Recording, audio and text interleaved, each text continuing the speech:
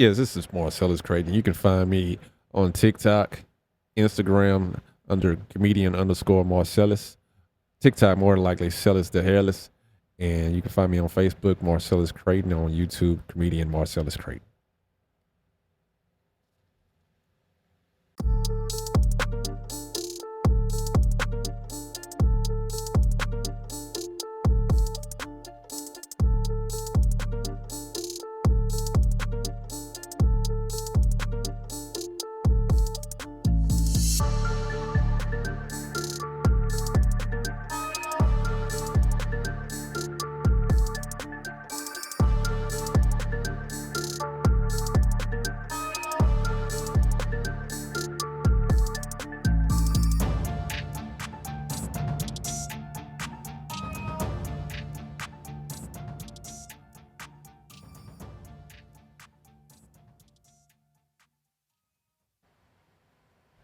We are back at the Cheers Shop Bar in downtown Austin. Marcellus, how are you? I'm good. How you doing today? Doing well, man. It's good to have you here. Absolutely. I noticed that we were messing around with how to film this on the inside, and we picked this cute little corner.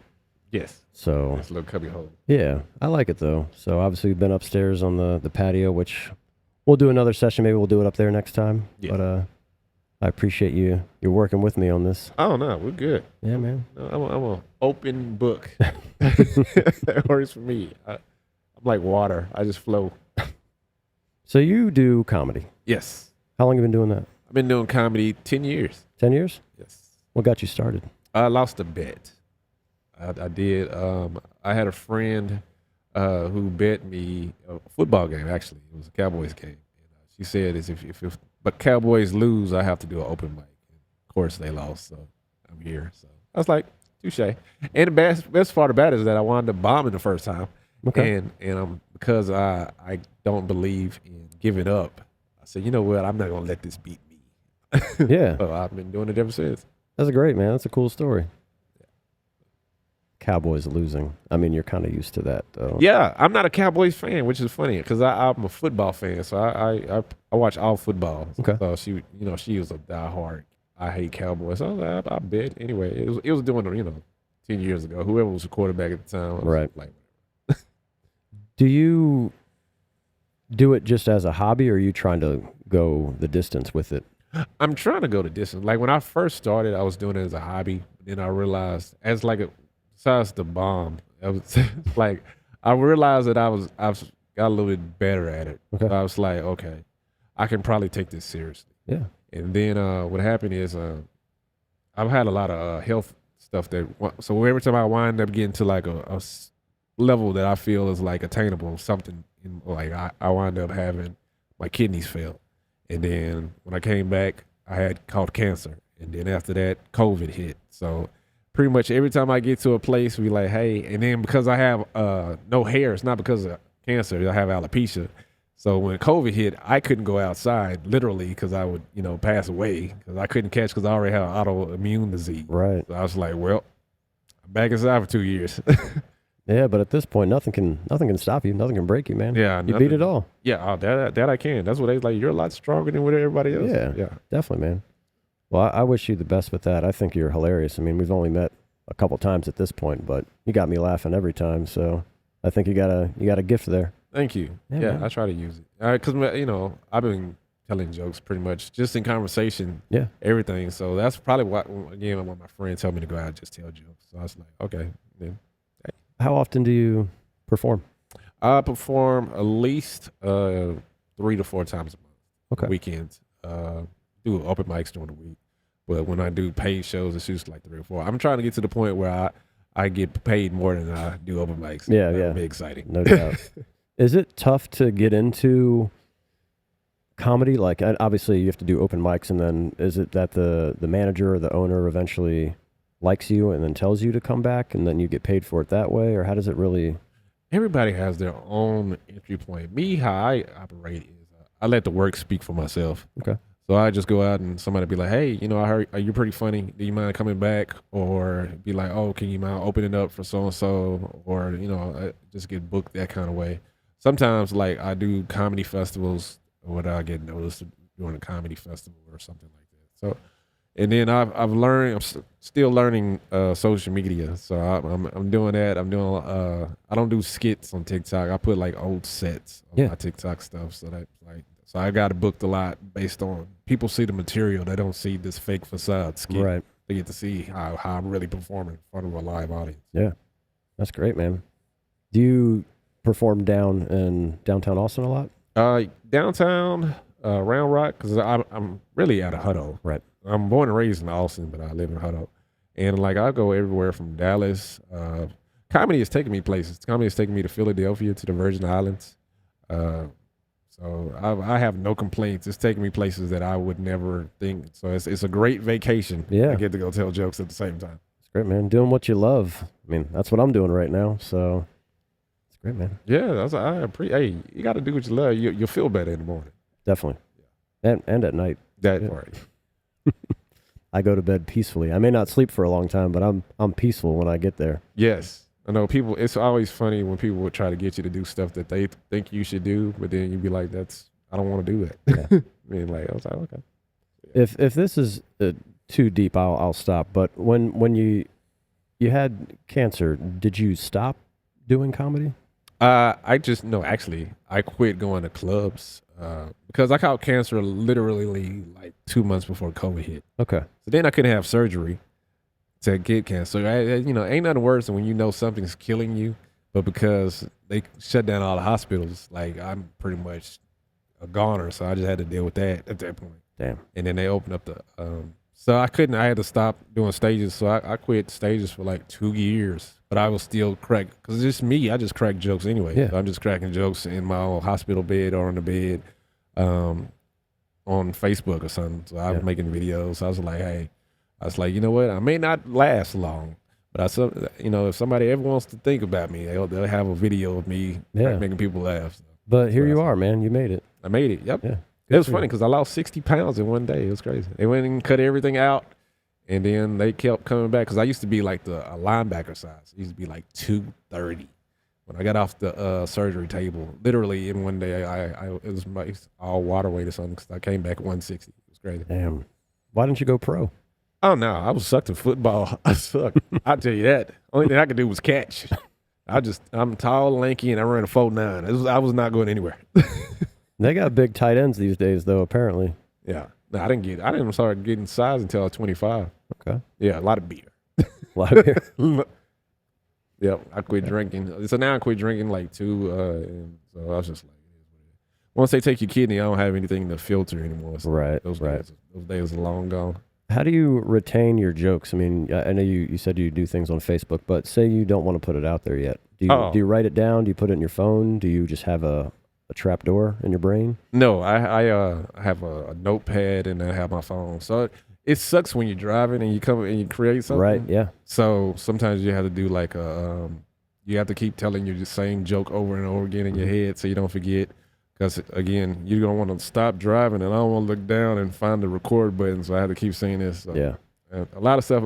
It's a lot of solid material that's been forgotten. Yeah. So.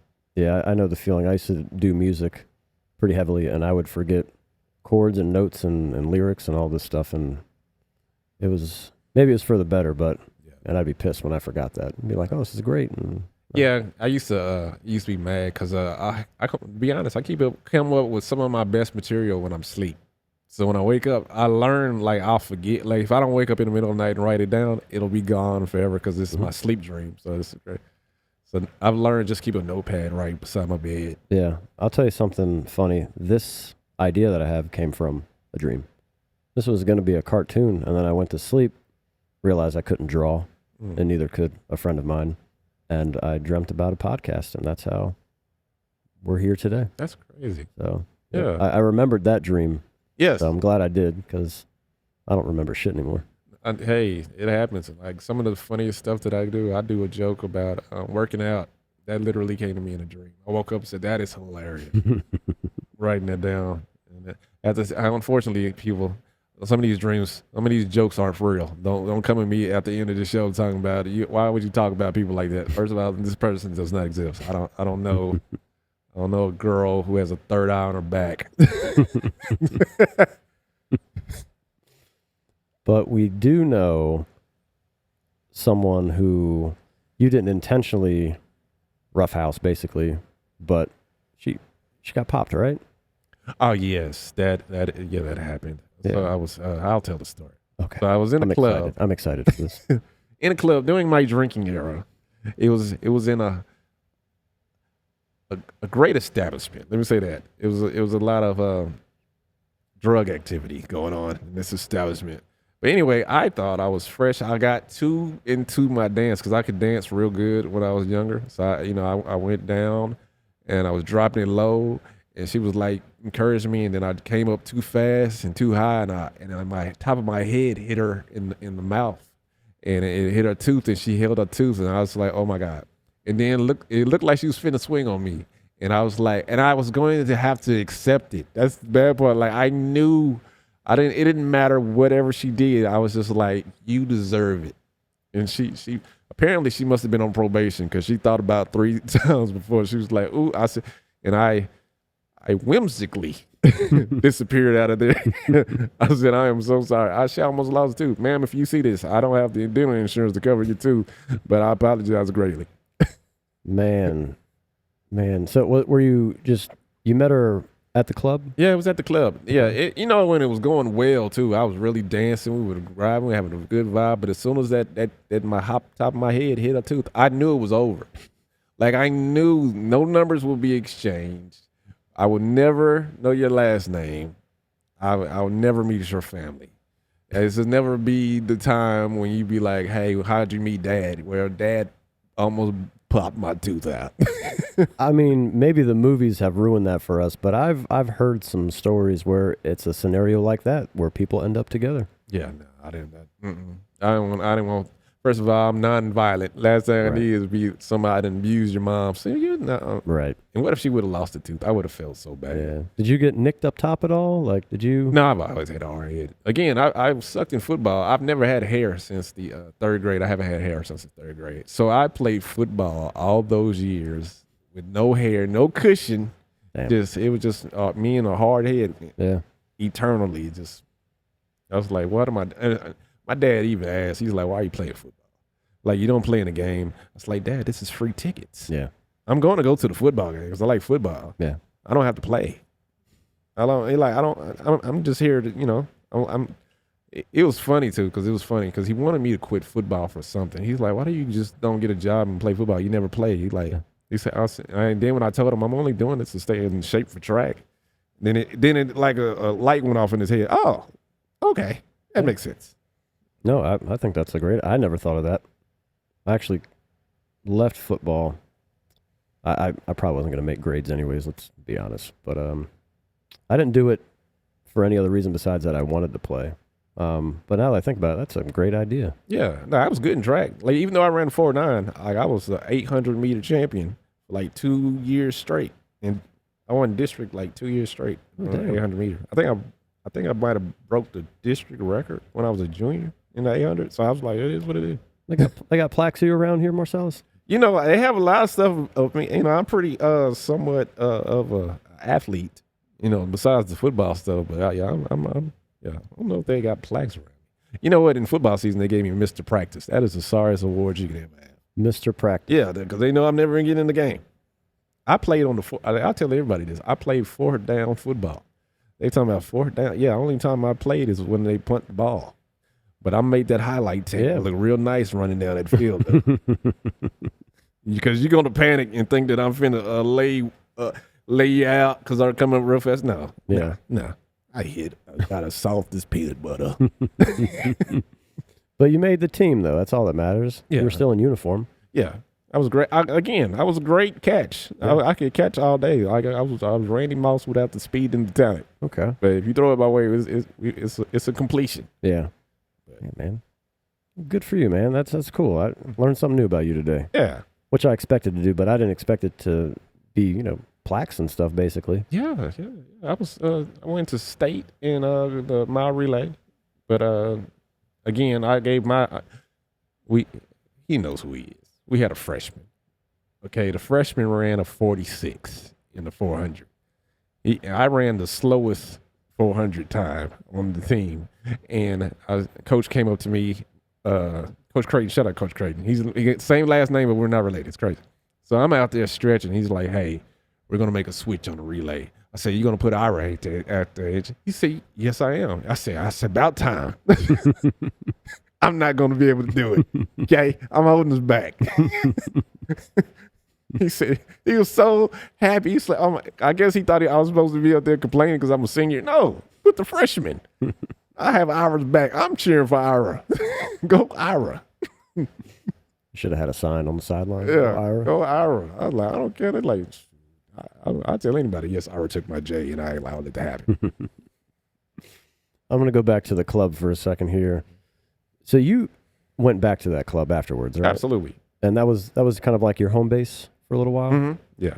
Did you ever see this woman again? No, I'm no, out of sight, out of mind at that point. Even if we came across, I probably wouldn't even know what she looked like to this day. So, did you ever try that dance move again? No, it actually stopped me from dancing. Now I come out for Sonny Anderson. Heard it all before. That's when I'm coming out. I'm not coming to the drop it low. Nuh-uh. I got bad knees anyway. Like, you want me to do what? Nah. What dance move were you doing? I was dropping it low, and then I was coming up high. I was trying to, I looked like Kermit the Frog, and it Kermit the Frog meme when he's just doing all that. I was like, I'm tripping. I was drunk. You were feeling it. That's right. Oh yeah, I had drunk brain. I said, I'm so sorry, but it sobered me up real fast. I said, well, I don't want to get put in a box because I was like, I'm in a ghetto club, ghetto things. Get out of here. What did you like to drink back then? I drank. To be honest, this is how much I drank. I used to have a drink of the month. It didn't have, so if I was on gin, I'll just do a month full of gin. Okay. If I was on, the next month, I was like, we switching to vodka this day. We was doing the vodka and then brandy and whatever. But if it was like going out every day, like my go-to was either this Crown Straight, and it was, because I remember in college, when I was in college, I used to walk around with like the Sonic, the Route 44, full of E&J with like a splash of Coke. Brutal. They were just looking at me like, dude, how you do it? Yeah, that's brutal. I was having a good time. Yeah. Yeah, I was like, and then I would dare people to try to outdrink me. It would never happen. I did something the impossible.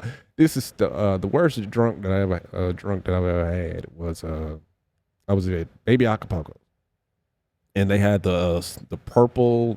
Is it a Superman? I think. Okay. Yeah. So anyway, you're only supposed to have 2. Okay, but we had a large table. I wound up with 7. Oh no. Yeah, it was great tonight, but that morning, yeah, my girlfriend wanted to break up with me. Yeah, she was like, "Oh my God, you're a different person right now." I said, "Yeah." After 2, you're a different person. Shit, after 1, most people they're different at that point. Nah, not me. It was turn up. I was the turn up king. New Year's Eve, I was again drunk, doing. And I remember my friend. He's my best friend is a reverend. Okay. He's a pastor. So he had to go to watch night because it was New Year's Eve. So he had a get together at his house. And he specifically came up to me because we're all cousins. So he's like, Marcellus, I'm gonna go to watch night. Don't do anything crazy when I'm gone. I said, man, I'm not gonna do anything crazy. I got you. He's like, Marcellus. And then he goes and tattletales on me to my other cousin, his roommate, Mike Reed. He said, Mike, make sure Marcellus doesn't do anything. He said, yeah, man, we good. As soon as he leaves, my cousin pulls out the Jägermeister. Okay? I was like, so I don't know what happened after that. All I know is that I'm getting he said he rolled up and he heard me down the street. Because I'm in there I'm standing on his counters going, hey. And he said, I walk in, he said, it looks like a movie. He said, you got so many people in my apartment. Where did these people come from? I said, hey, man, they knew what the party was. So that's what Jaeger does to you. That's what a lot of, that Jaeger didn't last 2 seconds. It went in and it went right out. I said, never get this out of here. Yeah. I can't do this now. Okay. I went back to the beer and the Crown, what I was used to. Okay. I was trying to go beyond. It was New Year's. I'm trying. Yeah. I get it. Sometimes that'll turn into a real bad night, though. Yeah, that was it was spicy. Yeah. It's like, nah, get this. So like I could have had the Jaeger, but if you pulled out E&J, Yeah, that would have been a bad night for me. I could do brown all day and clear, but that Jaeger, anytime it start changing colors, it's kind of like hypnotic. I'm like, I don't want. No, I'm Don't good do on something that. to your tummy. Weird question, and we don't have to talk about the whole thing. It's not that weird, but I know that you went to a vampire bar. Oh, Did you drink at this vampire bar? I did. And what did you drink at this vampire I bar? drank Crown. You did have Crown. Yeah, but I'm gonna tell you how it happened. I mean, I hope I'm snitching. So hopefully the vampires out there look. Okay, I apologize. I know y'all made me sign an NDA, but life happens. That was years ago. So I'm with my friend, and it was after hours spot. He was like, "Hey, because this is after the club." He's like, "Hey, we're gonna go to this bar." I'm like, "Okay." So it's a exclusive bar. I'm like, "Okay, cool." So I go through. It's in the middle of an industrial complex. Like nobody's out here. I said, "Okay, this is weird." And then it's like, at first it was like no cars. So then they make you drive around the corner and there's these cars out there. So I'm thinking, okay, it's not that many people. Then you come across these big giant doors, and then there's a vampire lady with teeth, vampire teeth and black, and she puts a wristband on, and they take all your information, and then the doors open, and then the doors shut behind you, and there's another set of doors. I'm like, what is happening right now? And so then when I walk in, it's a vampire coven. It's a vampire coven. I said, this is crazy. And I was like, I'm over there protecting my neck. So where you got me? And then what happens is, when I knew I was in a different environment, there was a guy in the middle of the dance floor playing with fire. He had fire sticks, juggling, blowing flames, and then he had like a little midget on his neck who was just riding around. I said, what is this? He's talking about, hey man, welcome to the dark side. This is dark. and I'm here for it. I'm walking around. He's like, hey man, don't go off too far. I said, man, it's too late, man. I said, only people can save me is Blade. Okay? It's nothing I can do. I said, my whole thing is I just need to make it to the top 5. Okay? I probably know I'm not going to survive the night. I just know as long as I'm top 5, I can die happy. Right. So, Yeah. But you said that you got the wristband, and that made you feel like you might have made it a little further? yeah, the wristband let me know that I'm going to make it out alive. Okay. That lets me know, okay, they care. Because my whole thing, if somebody takes you to a vampire club and they don't give you any wristbands, you're done. Yeah, you're done. Yeah. Yeah. They're not tag them and bag them. Like, I know, you put a wristband on me, you care.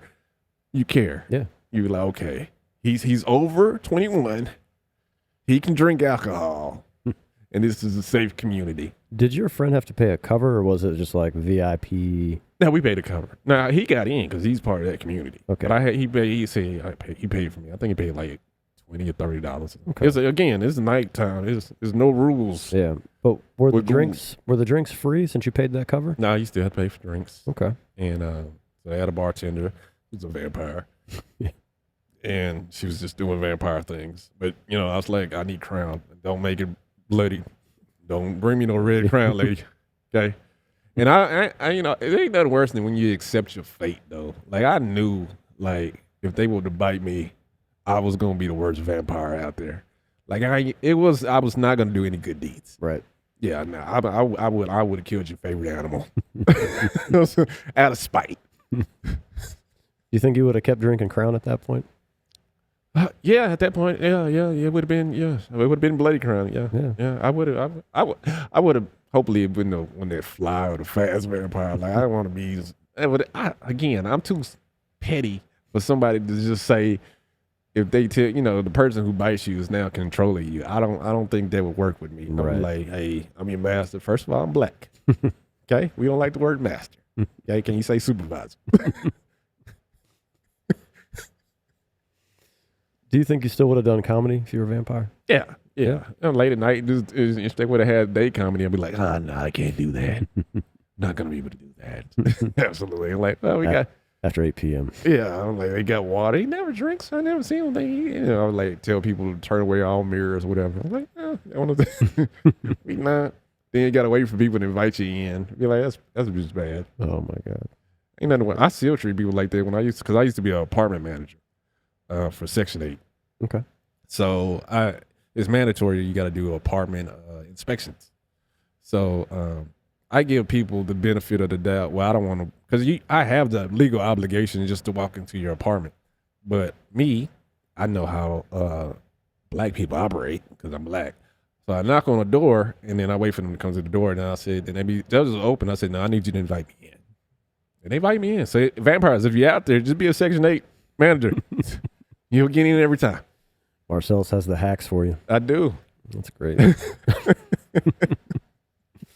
Well, man, I think we'll stop there, but it's been great having you on. I hope you do come back. Yes, thank you. I had a great time. Yeah, man. And shout out to Cheers Shop Bar and Bo Hicks for letting this be home of Tipsy Chronicles. Absolutely. Cheers, man.